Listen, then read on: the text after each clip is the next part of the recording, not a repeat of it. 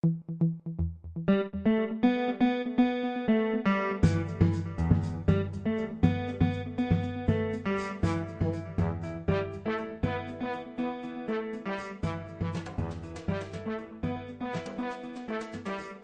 auditrices, auditeurs de la radio des Sans-Voix, bonjour et bienvenue à la revue de presse du mois d'avril 2018. Voici le sommaire de cette revue de presse juste après le jingle. TSA Algérie du 5 avril 2018, des ONG de réfugiés dénoncent les déportations massives de migrants depuis l'Algérie. Algérie patriotique du 6 avril 2018, à quand la vérité sur l'assassinat d'Alim Sili? El Watan du 8 avril 2018, un hommage a été rendu aux mères des victimes qui luttent depuis 20 ans. Bouchechi appelle à faire du 7 avril une journée nationale des disparus. L'Expression du même jour, dans son rapport annuel sur les droits de l'homme dans le monde, le département des États-Unis enfonce l'Algérie. Liberté du 8 avril 2018, colloque international sur les mémoires, l'impossible deuil sans réparation. Info première du 21 avril 2018, le département d'État met avant les mesures prises par le président Bouteflika pour promouvoir les droits de l'homme. L'Expression du 19 avril 2018, l'Algérie propose le 16 mai, journée internationale de la paix, et l'ONU dit oui. L'Expression du 22 avril 2018, rien de nouveau pour la grève des médecins résidents, État stationnaire. L'Expression du 22 avril 2018, rappel des ambassadeurs du Mali et de la Guinée, des encagoulés attaquent des migrants. Que cache cette virulente campagne? C'était les titres de cette revue de presse, nous passons en détail juste après le jingle. C'est moi la voix, non c'est moi la voix, non c'est moi la voix. Nous sommes la voix. Nous sommes tous la voix des sans-voix. Le Conseil européen sur les réfugiés exilés a dénoncé le 3 avril 2018 les déportations massives de migrants africains opérées par les autorités algériennes dans le cadre de sa lutte contre l'immigration clandestine, rapporte le média Infomigrants.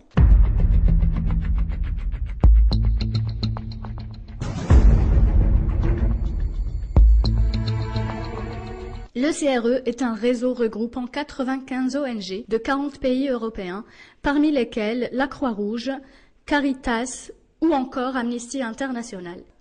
L'Algérie a rapatrié 27 000 migrants subsahariens depuis 2015, selon le ministre de l'Intérieur, Nourdine Badoui, qui a ajouté que des rapatriements sont encore en cours, dénonce le CRE.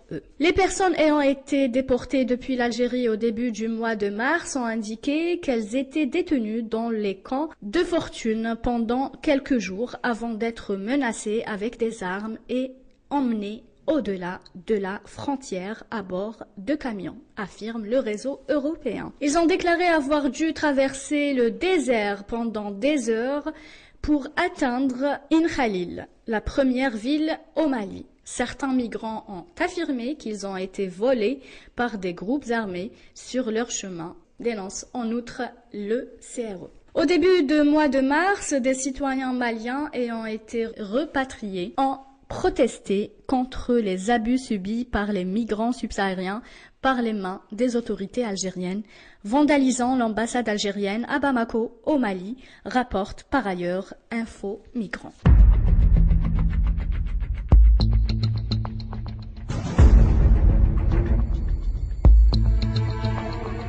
Il y a 31 ans, durant le printemps de l'année 1987, en plein cœur de Paris, des balles assassines ont mis fin à une vie militante entamée pendant la guerre d'Algérie qui s'est naturellement prolongée au lendemain de son indépendance.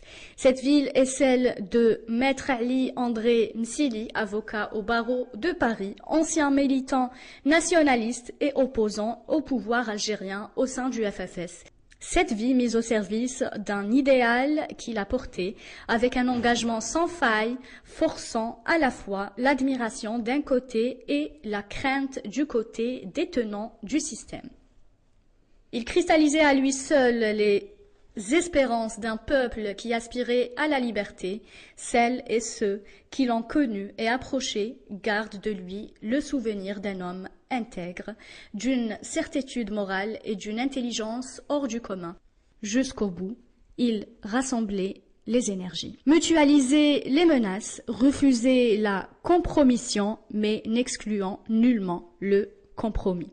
Ne cède en rien à ses convictions. Son engagement en faveur de l'avènement de la démocratie en Algérie a toujours été constant, matérialisé par la prise en charge de la formation de générations de militants. Son investissement personnel sur le terrain a fait de lui une figure emblématique de l'opposition politique au pouvoir algérien et une cible de choix pour ce dernier. Les conditions de l'environnement qui ont présidé à son élimination portent une signature, une empreinte, celle du pouvoir algérien. En effet, le modus operandi porte la griffe des barbouzes qui ont eu à l'exercer par le passé, qui ont agi pour compte de ceux qui ont érigé l'assassinat comme mode de règlement de conflits politiques. Comment ne pas évoquer et avoir une pensée émue pour tous ceux qui ont été victimes? Benaï Wali, Mbarek Ayet Mengelet, Ammar Ayet Hamouda, Aban Ramdan, Khmisti, Khidr, Krim Belkacem, Boudiaf et de tant d'autres illustres ou inconnus qui avaient fait le choix de la démocratie et de la liberté.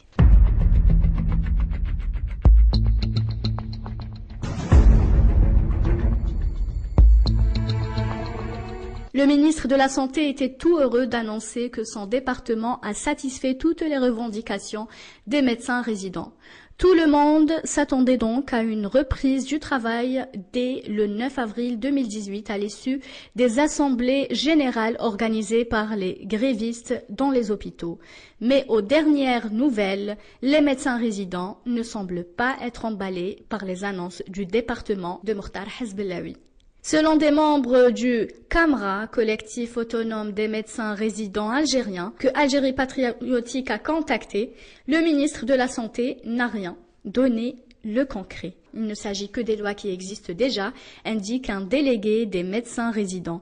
Cette impasse contraint la majorité de résidents, notamment à Alger et Oran, a décidé unanimement de reconduire le mouvement de grève entamé depuis 5 mois. Nous voulons du concret, des délais d'exécution par exemple, précise un médecin résident. Lors de la rencontre de dimanche 8 avril 2018, le ministère de la Santé a annoncé une révision du statut des médecins résidents, la réduction des délais du service civil et l'établissement d'une prime de zone. Mais ce sont là, en gros, des dispositions qui existent déjà dans la loi, mais rarement appliquées.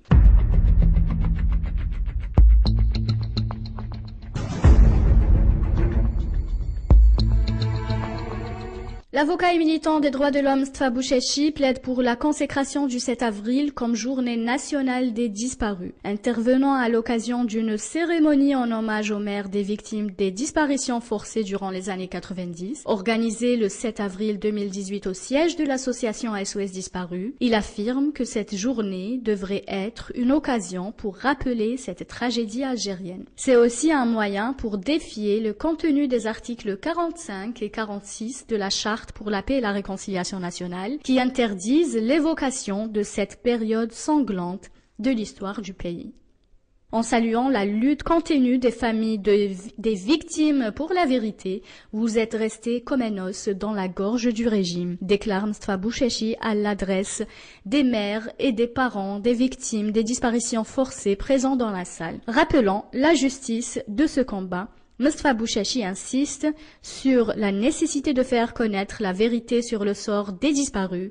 Il faut que les auteurs des crimes reconnaissent leur forfait et que les victimes sachent la vérité. C'est l'un des principes de la justice transitionnelle. Tous les responsables de cette situation ne doivent plus rester dans des postes de responsabilité, affirme Moustapha Bouchachi, invitant les partis politiques, les associations et les intellectuels à défendre la cause des familles du disparu. Ouvrir les tombes sous X, intervenant lors de la même occasion, Maître Aïssani réaffirme aussi son soutien à cette catégorie de victimes de la tragédie nationale. L'histoire vous rendra justice, la vérité finira par jaillir, déclare Maître Aïssani. S'exprimant à l'ouverture de cette cérémonie, la présidente de l'association SOS Disparus, Nassera Dutour, rappelle le parcours du combattant. Des familles, des victimes qui ne cessent de réclamer depuis 20 ans la consécration de l'état du droit. Nous militons depuis 1998 pour la vérité. Nous organisons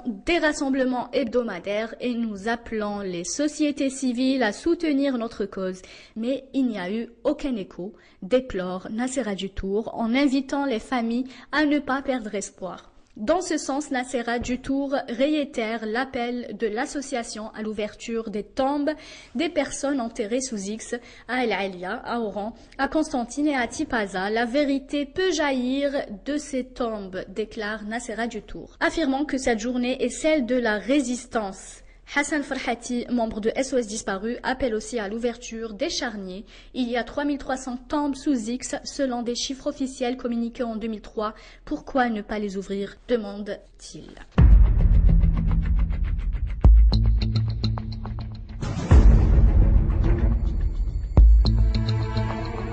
Peut-on guérir d'un traumatisme causé par le terrorisme? La vice-présidente de l'Association pour l'aide, la recherche et le perfectionnement en psychologie SARP, Sherifa Bouatta, trouve le terme décennie noire inadéquat pour décrire ce qu'ont vécu les Algériens durant les années du terrorisme. Elle préfère parler de catastrophe sociale touchant l'individu et le collectif, qui a abouti au délitement des liens sociaux et de solidarité.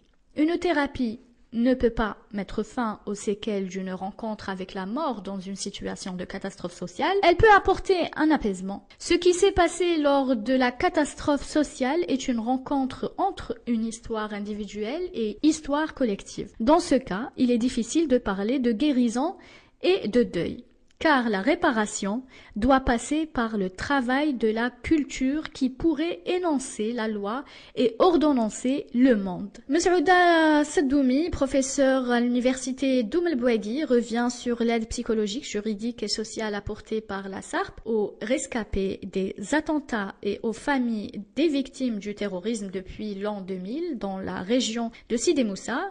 Pour l'instant, les personnes que nous avons prises en charge, qui sont essentiellement des femmes et des enfants, ont renoué avec une certaine qualité de vie et un bien-être, mais on ne sait pas ce que nous réserve le temps. La violence engendre la violence. Le schéma de cette barbarie risque d'être reconduit par les enfants des terroristes et ceux des victimes. La quête de la vérité et de la justice perpétue la douleur et détruit une vie. Ne pas oublier, signer un pacte de loyauté avec le fils disparu. Le disparu compte plus que le présent. Il destitue le présent. C'est en ces termes que Sherifa Bouatta entame le récit d'une mère dont le fils a été enlevé par ses cousins terroristes en 1992. Le deuil n'est pas possible en l'absence d'un enterrement. Lors des consultations, la mère s'adressait à son fils comme s'il était présent. Elle faisait des cauchemars, culpabilisée de l'avoir laissé sortir seul. Elle se posait sans cesse cette question: qu'a-t-on fait de mon fils, un terroriste?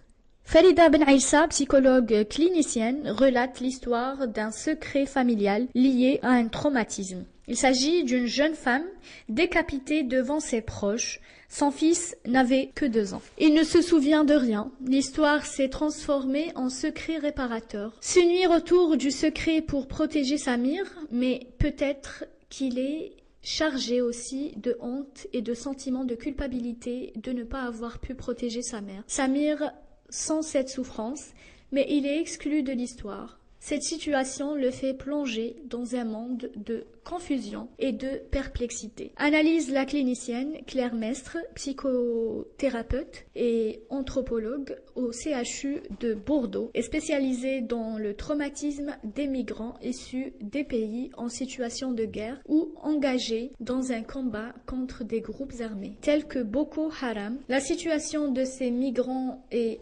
problématique. Ce qui est triste, c'est que les politiques ne mesurent pas l'ampleur du désastre et du préjudice psychologique subi. L'impact du travail du thérapeute dépend en fait de la qualité de l'accueil dans le pays d'asile, l'HTL. Nassima Ramas, maître de conférences en psychologie clinique à l'université Jilali Liabès de Sidi Bel Abbas, a décrit les manifestations de quelques processus physiques mobilisés dans la relation soin. Ces souffrances retrouvées chez la majorité du personnel paramédical se déclinent sous plusieurs formes. L'épuisement, les maux de tête, les problèmes gastriques, les troubles hormonaux, l'agressivité, les troubles alimentaires et du sommeil. Elle espère que les hôpitaux algériens parviennent à un certain niveau d'organisation et d'efficacité de sorte à épargner ces préjudices au personnel soignant.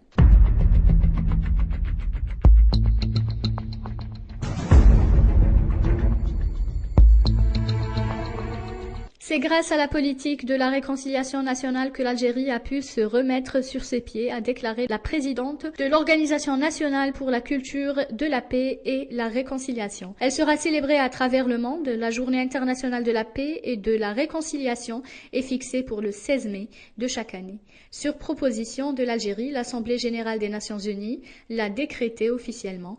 La journée internationale de la paix et de la réconciliation a été décrétée par l'ONU en décembre dernier, a déclaré la secrétaire générale de l'Organisation nationale pour la promotion de la culture et de la paix et de la réconciliation, Madame Sidhoum. Invitée au forum d'El Moudjahid, la représentante a précisé que la proposition de l'Algérie a été soutenue par plus de 100 pays. C'est une fierté pour l'Algérie, selon elle. Cette journée vise à asseoir la paix et la sérénité à travers le monde en privilégiant le dialogue, la réconciliation et la tolérance. Dans son intervention, Madame Sidhoum est revenue sur le projet de la concorde civile et de la réconciliation nationale initiée par le président de la République pour éteindre les feux de la fitna. C'est grâce à la politique de la réconciliation nationale que l'Algérie a pu se remettre sur ses pieds, a-t-elle reconnu, en félicitant le président pour son œuvre par l'opérateur Berco. L'Organisation nationale de la culture pour la promotion de la paix et de la réconciliation prépare un riche programme pour la célébration de cette journée internationale. Des activités éducatives et culturelles seront organisées à travers le pays pour promouvoir le vivre ensemble. L'ambassadeur du Front Polisario en Algérie, Abdelkader Taleb Ammar, qui a pris la parole, a reconnu le rôle de l'Algérie pour la promotion des causes justes, en citant le Sahara occidental et la Palestine. Le représentant du Front Polisario reconnaît que ce n'est pas facile pour un pays de marquer son nom dans l'histoire du monde. Taleb Ammar est revenu même sur la lutte antiterroriste de l'Algérie qui est devenue une expérience profitant aux autres pays. L'ambassadeur du Sahara occidental en Algérie a saisi l'occasion pour lancer un message au royaume chérifien. Nous espérons que les voisins vont prendre acte de cette journée internationale de la paix et accepter d'appliquer la légitimité internationale, a-t-il affirmé.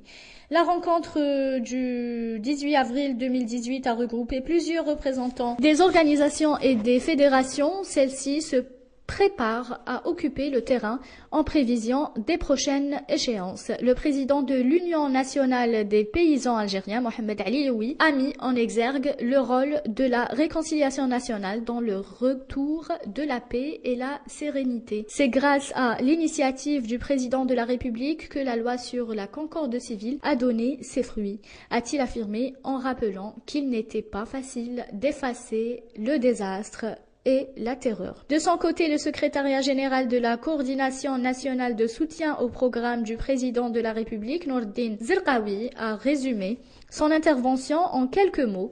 Tout ce qui a été réalisé depuis 1999 jusqu'à aujourd'hui, c'est grâce à la politique de la concorde civile, a-t-il affirmé, en soutenant que l'œuvre de la réconciliation nationale doit être sauvegardée. Son organisation prépare une rencontre grandiose pour mettre en exergue les réalisations du président Bouteflika.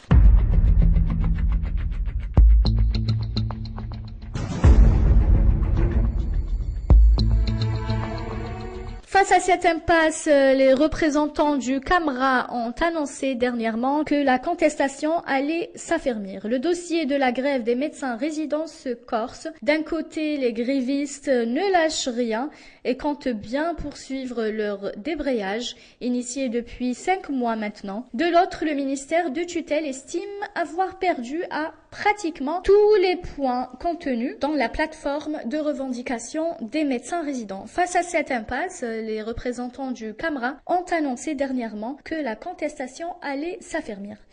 Expliquant que le fait de durcir le mouvement de protestation constitue la seule alternative pour faire pression sur le gouvernement afin que des réponses claires puissent enfin être apportées par rapport à la question liée à la suppression de l'obligation d'effectuer le service civil. Un membre du Camra avait affirmé que ses confrères menace de déposer des démissions collectives à partir du 1er mai prochain. Il s'est avéré par ailleurs que cette démarche ne sera sans doute pas mise en exécution. Ils ont insisté dans ce sens qu'ils n'ont nullement l'intention de cesser le débrayage du moment qu'il n'y a point de concret. Preuve en est, ils menacent de recourir à des moyens radicaux pour espérer avoir l'intention qu'il faut.